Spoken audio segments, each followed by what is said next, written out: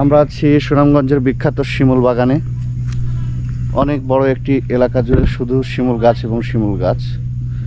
অবশ্য এর আসল সৌন্দর্য এখনো দেখা যাচ্ছে না, কারণ শিমুল ফুল ফোটার সময় এটি নয়।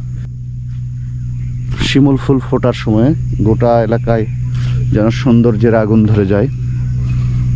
এখন অতটা দেখার মতো কিছু এখানে নেই। তারপরে হ্যাঁ বন্ধু, ওই যে আমার বন্ধু ঘোড়ায় চড়ে ঘুরছে।